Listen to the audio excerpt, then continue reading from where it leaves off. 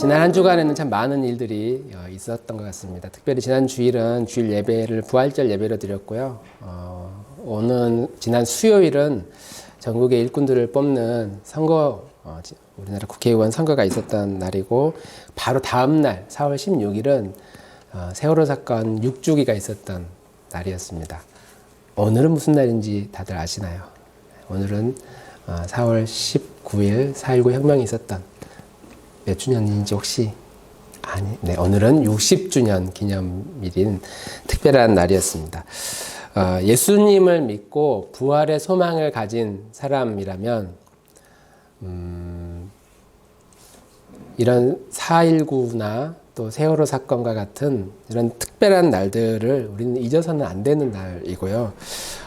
이런 누군가가 아파하고 상처를 받았던 그런 날들을 특별히 기억하고 그들의 말에 의식적으로 귀를 기울일 필요가 있습니다.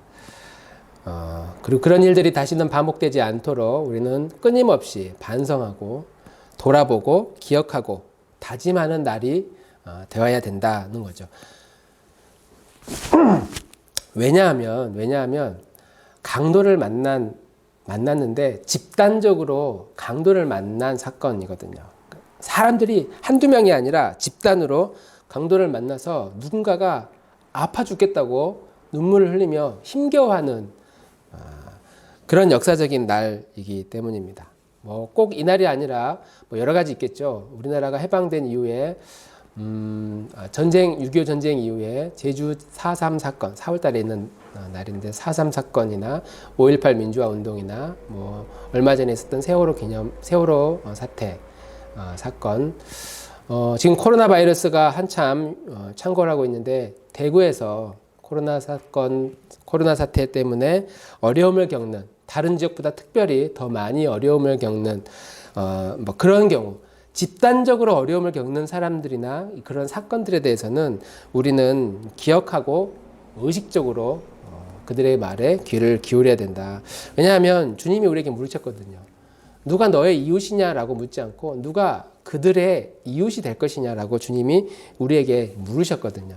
물론 이런 여러 가지 정치적인 이런 역사적인 일들을 정치적으로 이용하는 사람들도 물론 있을 수 있습니다. 그래서 그런 사람들은 이렇게 이야기를 하죠. 저 사람들은 우리의 이웃이 아닙니다. 왜냐하면 다 저렇게 했던 이유들이 있기 때문이에요. 다 그 원인이 있으니까 결과가 있는 것이 아니겠습니까? 하면서 여러 가지 이유를 댈 수 있지만, 그러나 우리가 기억해야 될 것은 누가 나의 이웃이냐, 나의 이웃이 아니냐, 이것을 판단하기 전에 누군가는 집단적으로 울면서 슬퍼하면서 힘겨워하는 사람들이 내 옆에 있을 때 우리는 어떤 원인과 이유를 찾기보다 우는 사람들과 함께 울어주고 웃는 자들과 함께 즐거워해주는 것, 그것이 우리 그리스도인들이 해야 되는 신앙인들의 삶이다라고 할 수 있는 것이죠. 그런 점에서 오늘 우리가 살펴보고 있는 선한 사마리아인의 이 비유의 이야기는 우리에게 시사하는 바가 매우 크다고 말할 수 있습니다. 오늘까지 해서 세 번째로 이제 마무리하고, 마음속에 이 누가복음 10장에 나오는 선한 사마리아인의 이 비유가 우리 마음속에 한번 정리가 좀 잘 되고 새겨지는 그런 시간이 되면 좋겠습니다. 복습 한번 해볼까요? 지난주는 부활절이었고 그 지지난주와 전주 3월 마지막 주에 선한 사마리아인의 비유 첫 번째 시간에 율법사가 와서 예수님께 질문을 했거든요. 이 질문의 의도가 예수님을 시험해서 던졌던 질문이다라고 우리가 말씀을 나눴어요. 그래서 우리가 예수님께 항상 무엇인가 질문을 하는 건 참 좋은 태도인데, 그 질문 가운데 내 속마음을 인정받고 싶고 내가 원하는 것을 얻고 싶어 하는, 실제로 나 자신을 숨기는 그런 질문이 있고, 닫힌 질문이 있고, 내 속을 있는 그대로 드러내는 진실한 질문이 있다. 우리는 질문을 갖지 않는 것은 신앙인의 삶이 아니기 때문에 마땅히 주님께 질문을 해야 되는데, 구해야 되는데, 내가 구하는 것, 내가 주님께 묻는 것, 어떤 내용들을 내가 가지고 있느냐, 이런 질문에 대한 이야기가 첫 번째 시간이었고요. 두 번째 시간에는 우리가 살고 있는 이 시대가, 사회가 코로나19 바이러스라고 하는 강도를 만나서 누군가를 힘겨워하고 어려움을 겪고 있다. 그래서 주님이 누가 그들의 이웃이 될 것인가 우리에게 이제 묻고, 우리는 사람들이 볼 때에 교회는 이웃이라고 인정을 받지 못하는 시대였거든요. 우리가 살고 있는 시대가. 교회는 인정받지 못하는 사회였습니다.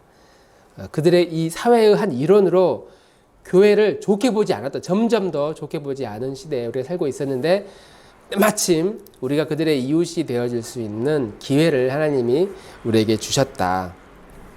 안 믿는 사람들을 향해, 안 믿는 내 가족들을 향해, 아니면 믿음이 부족한 내 이웃들을 향해서 무엇인가 할 수 있는 기회를 우리가 얻게 되었다는 말씀을 지지난주에 말씀을 나누었습니다.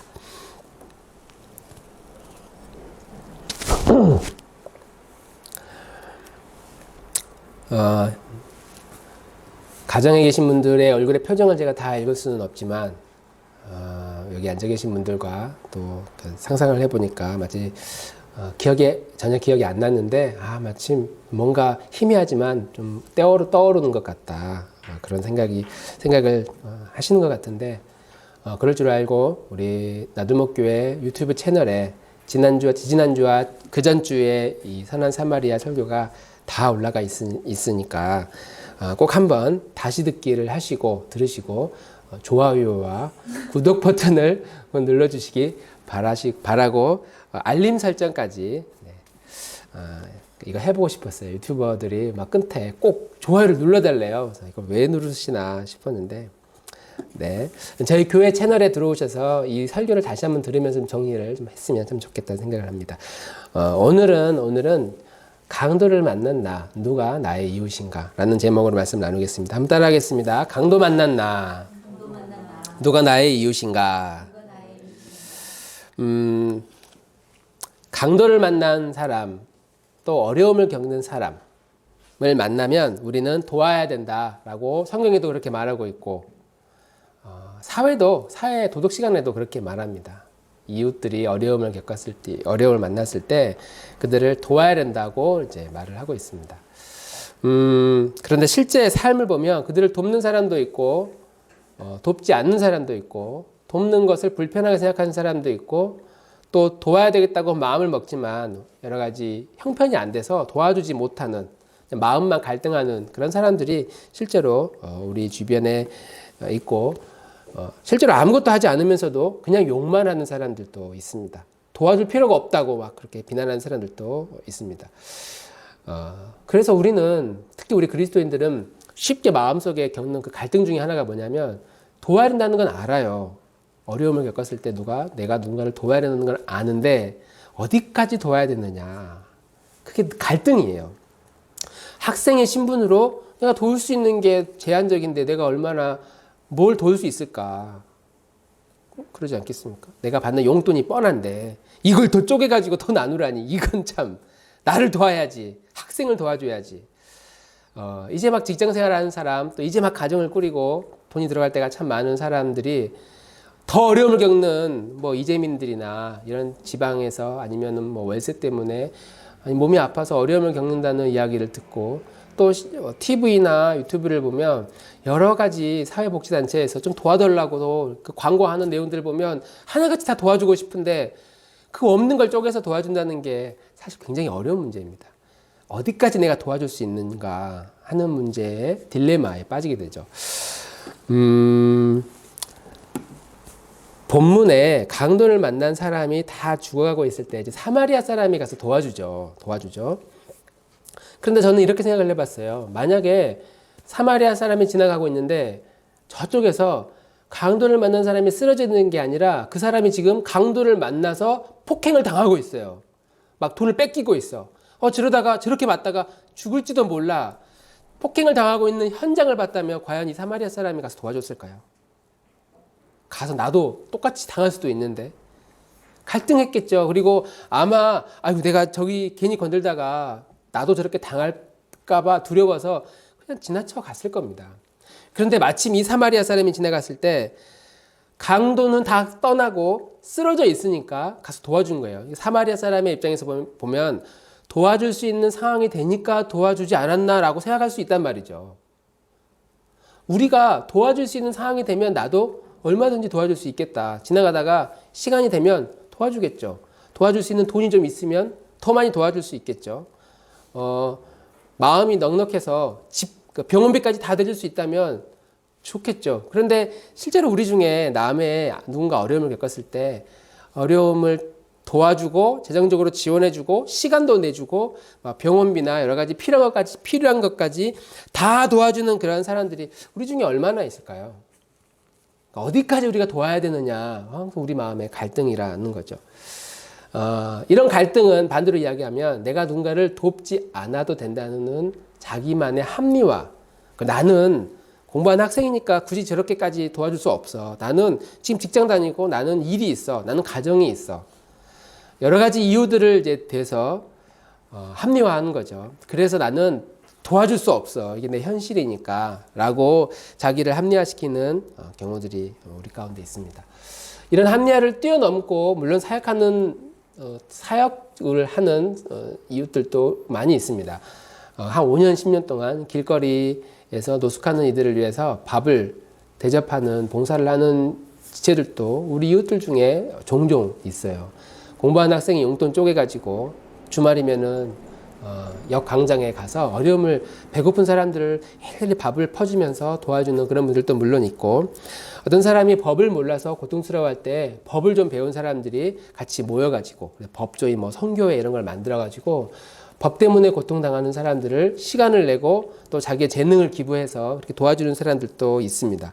글을 모르거나 가난한 사람들을 위해서 야학을 개설한다거나 학교를 짓는 경우도 있습니다.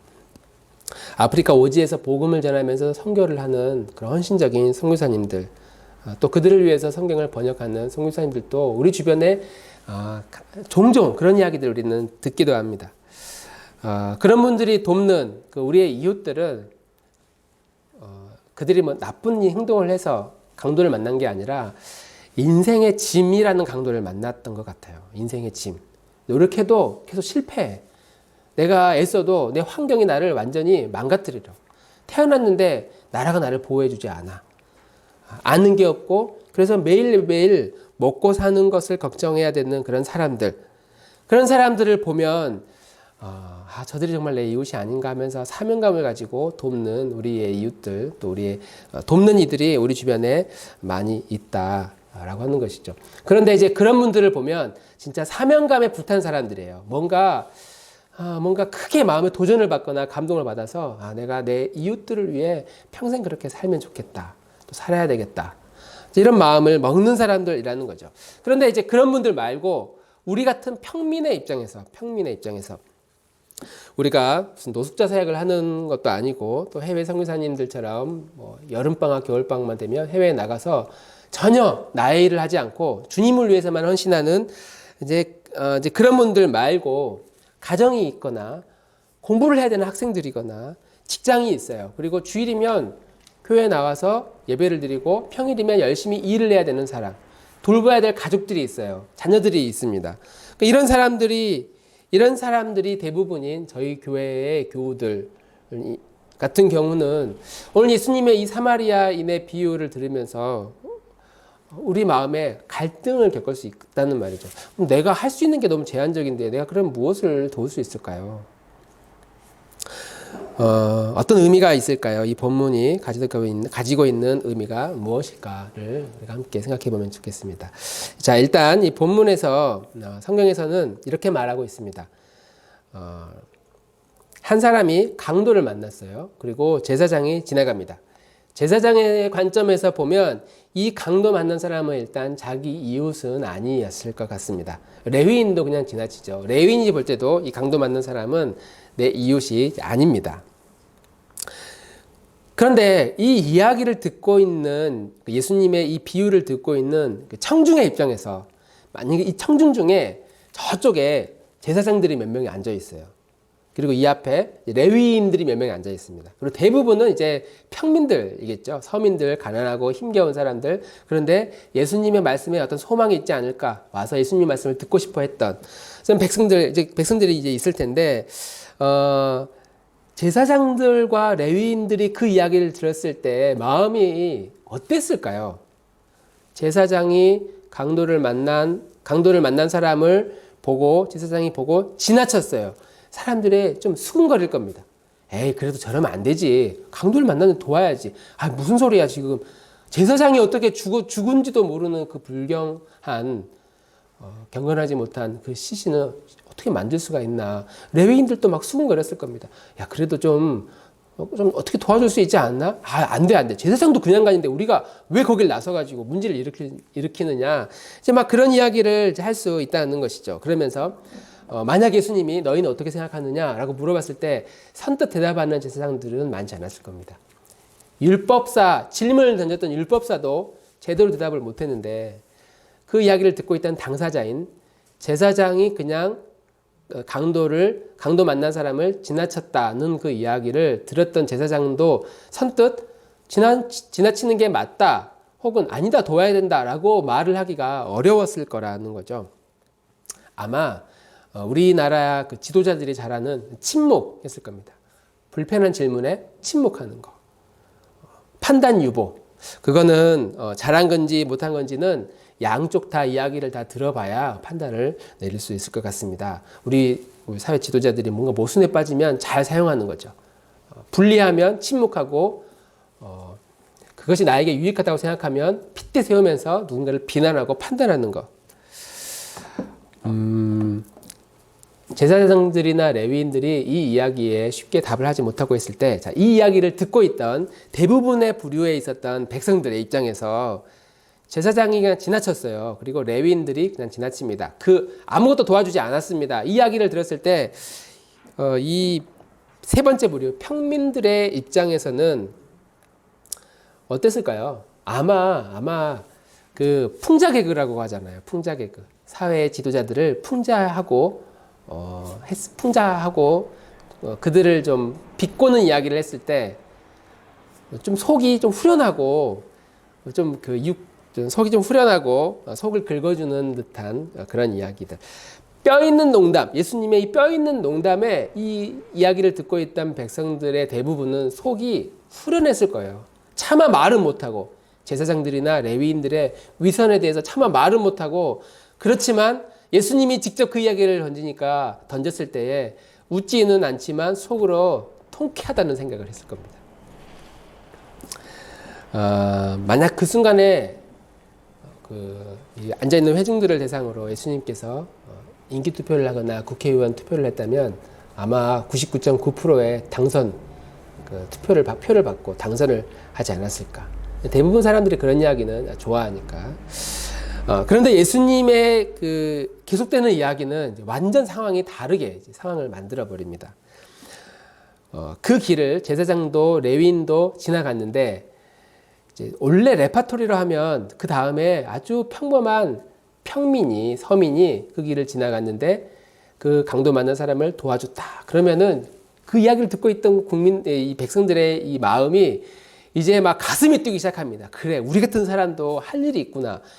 이제 그런 맥락으로 이야기를 해야 예수님이 이제 그 인기의 정점을 딱 찍는데 그 이야기를 하지 않으세요. 평민의 이야기를 하지 않고 그 뒤에 따라오는 사람, 사마리아 사람이 이 강도 만난 사람을 도와주었다는 이야기를 이제 꺼냅니다.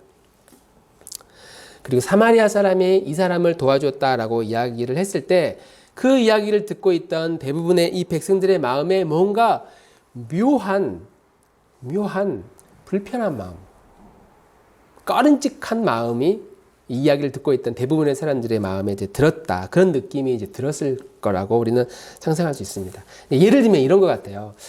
저희 교회에 우리 방송 예를 들면 우리 평범한 가정의 가장이고 우리 믿음 생활을 열심히 하고 있는 우리 박동구 집사님이 토요일 날 저녁에 교회 일을 보고 집을 가다가 강도를 만났어요.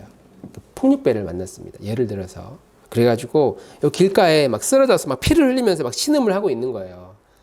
그걸 밤새도록 그렇게 막 쓰러져서 아무도 신고를 안 해주고 그러다가 제가 이제 주일날 아침에 가겠다고 차를 타고 이제 주차를 하고 막 걸어오는데 딱 보니까 내가 아는 우리 박동호 집사님이 막 피를 흘리고 신음하고 있는 거예요. 제가 딱 시계를 보니까 막 빨리 가야 주일 예배 늦지 않을 것 같거든요. 그래서 어떡하지 하면서 그냥 교회 늦었다고 장 목사가 그냥 지나치고 그냥 교회로 가버린 겁니다.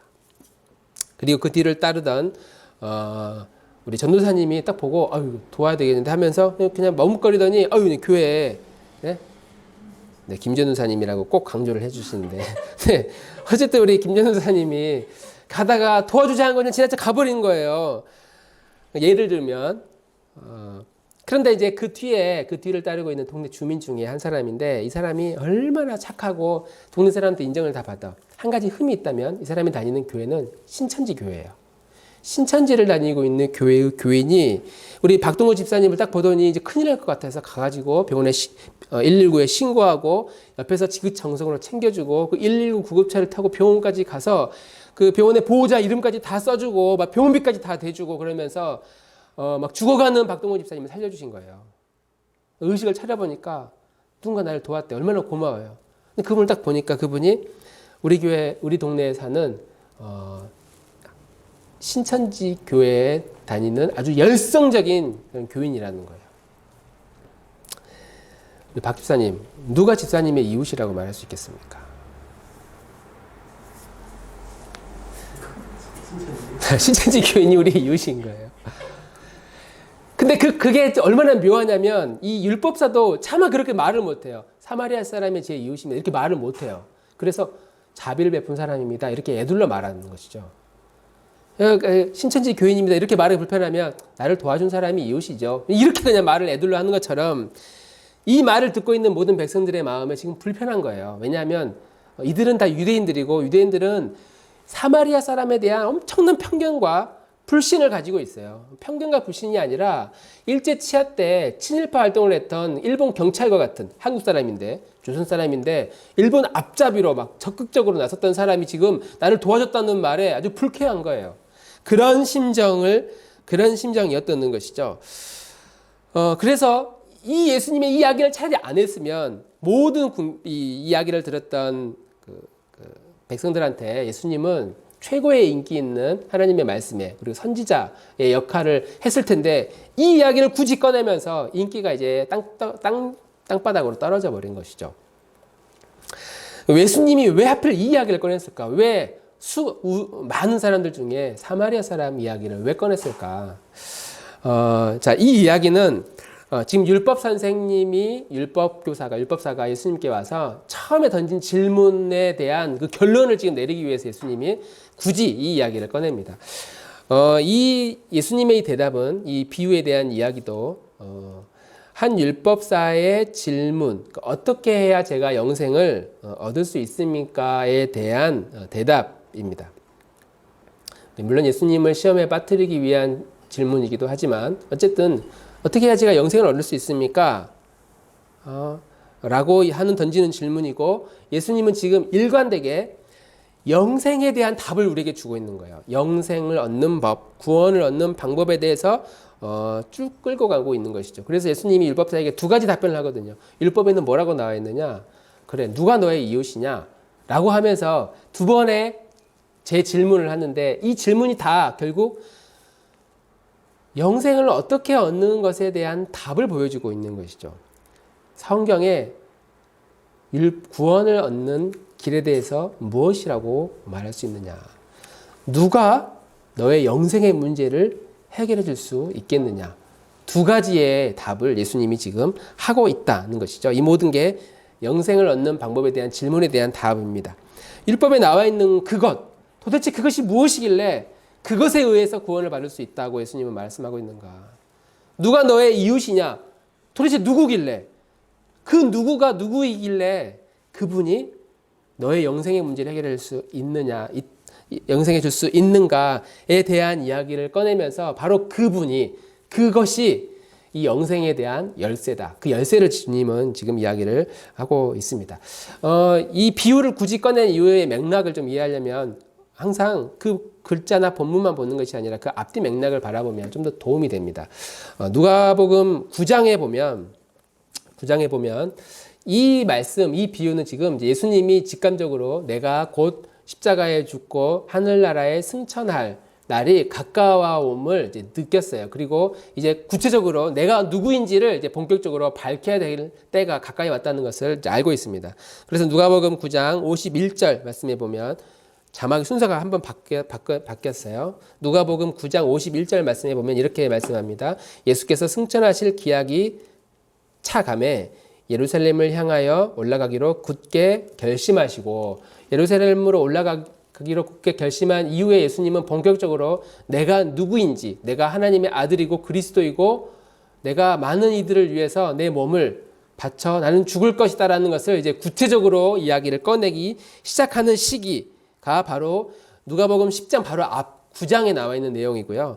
10장 21절에서 22절에 보면 하나님께 이제 기도합니다. 왜 기도하냐면 예수님의 제자들 한 70명을 둘씩 짝을 지어가지고 복음을 전하라고 각 마을로 파송을 하는데, 이들이 복음을 전하는 곳곳마다 막 하늘에 마귀가 사탄이 땅에 떨어지고 사탄이 불처럼 땅에 떨어지고 귀신들이 쫓겨나가는 그 놀라운 기적들을 경험합니다. 와가지고 주님, 우리가 주님의 이름으로 그렇게 마귀를 쫓았을 때 놀라운 일들이 일어났습니다라고 이제 그렇게 선교 보고를 하고요.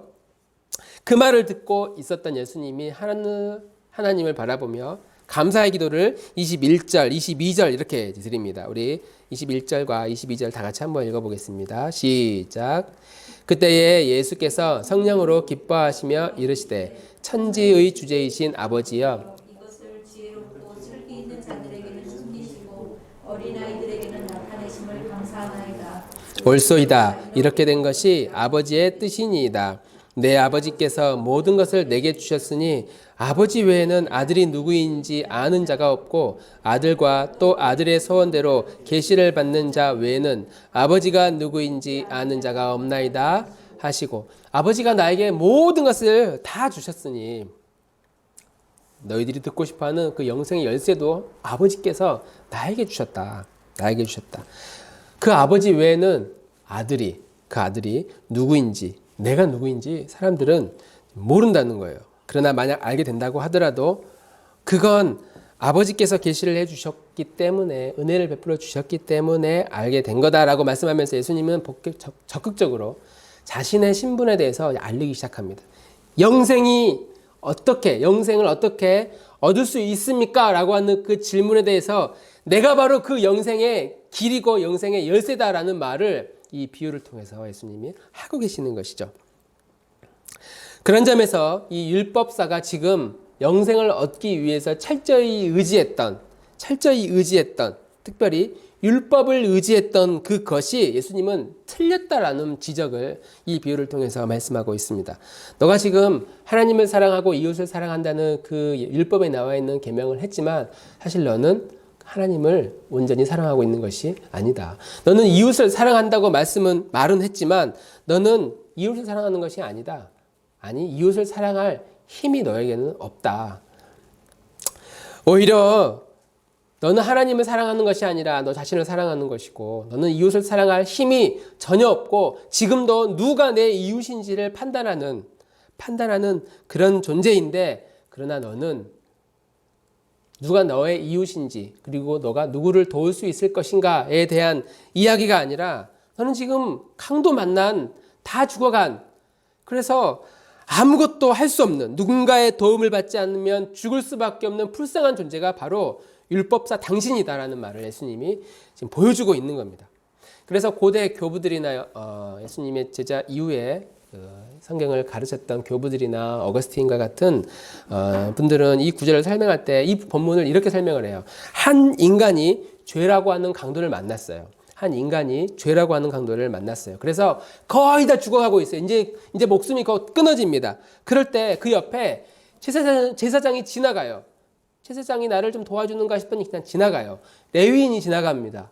이 레위인이 나를 좀 도와주나 싶었더니 그냥 지나쳐버려요. 그러니까 이 땅에서 죄라고 하는 강도를 만난 우리 인간이 내가 어떻게 살아갈 수 있을까? 뭔가 막 기대를 해요. 저 사람이 나를 도와주지 않을까? 내가 이렇게 하면 내 영혼이 좀 살아나지 않을까? 내가 저렇게 열심히 살아가면, 누군가를 도우면서 살아가면, 아니 돈을 많이 벌면, 아니 내가 건강해지면, 내가 인간관계가 풍요로워지면, 내가 뭔가 사람들에게 이름을 얻고 명예를 얻으면 그것이 나를 구원해주고 나를 행복하게 해줄 것이라고 사람들이 기대하면서 살아가는데, 그러나 그 어떤 기대도 그 사람의 영혼에 실제로는 큰 도움이 되지 않는다라고 하는 것이죠. 그런데 오직 그 길을 지나가고 있었던 예수 그리스도만이 우리의 영혼을 구원해줄, 영생을 가져다 줄 수 있는 구원자이시고 그분이 우리의 선한 이웃이 되어 주신다라고 말씀하고 있다는 거예요. 전통적으로 우리 교부들은 이런 식으로 가르쳤습니다. 그래서 예수님이 율법사들에게 이렇게 말해요. 너도 이와 같이 하라. 그 말을 그래 나도 누군가를 도와야 되겠구나 라고 말하는 것이 아니라 나에게 영생을 가져다 줄 만한 수많은 일들. 당시에는 이 율법사가 살았던 시대에는 율법이었죠. 그 율법. 그 율법의 대표적인 주자가 지금 지나가고 있는 거예요.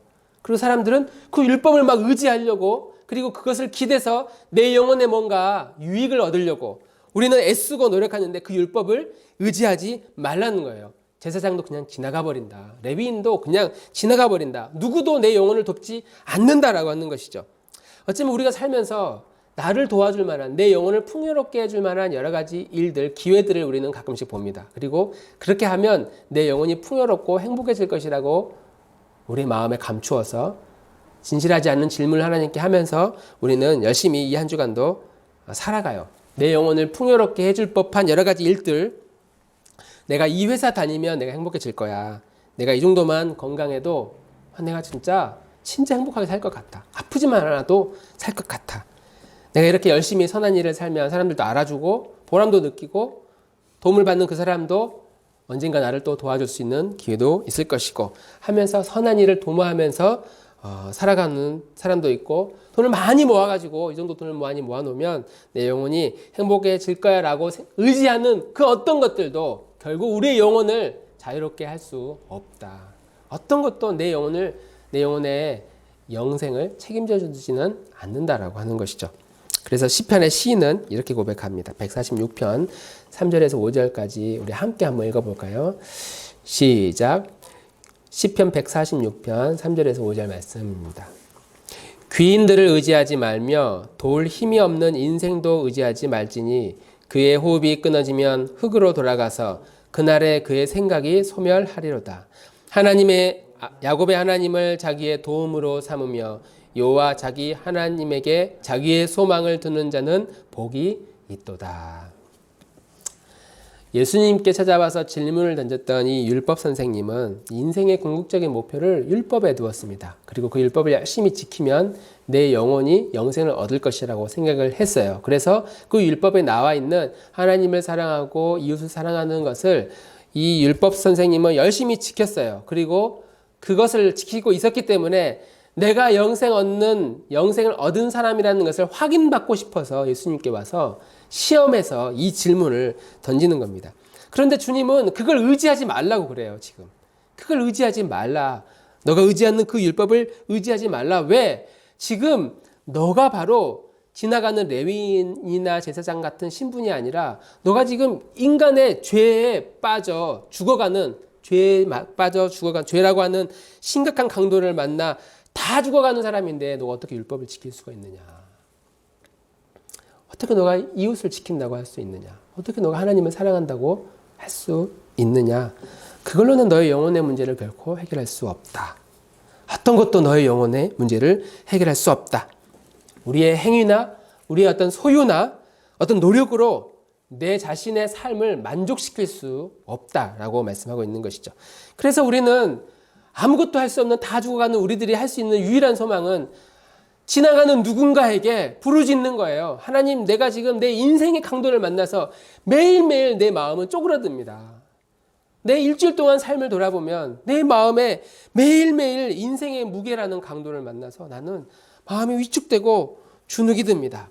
사람이라는 강도를 만나서 두렵고 경제적 위협이라는 강도를 만나서 어렵고 습관이라는 강도를 만나서 나는 괴롭고 수많은 괴로움들이 이 일주일 동안 내 마음에 치고 들어옵니다. 그렇게 하나님께 부르짖고 은혜를 구할 때에 내 곁을 지나가고 있는 나와 아무 상관이 없었던 예수 그리스도께서 내 영혼을 참 자유로 구원해 주시는 구원자가 되어 주신다라고 하는 것이죠. 그렇게 그리스도를 매일매일 붙들면서 살아가는 우리의 인생이야말로 참으로 인생의 자유를 얻고 구원을 얻는 놀라운 삶이 될 줄 믿습니다.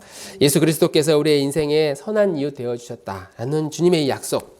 그래서 주님이 내가 너의 인생의 이웃이 되어줬던 것처럼 너도 누군가에게 작은 예수 그리스도의 모습으로 선한 목자의 마음으로 복음을 전하는 기쁜 소식을 전하는 그런 이웃이 되어라라고 하는 것이죠.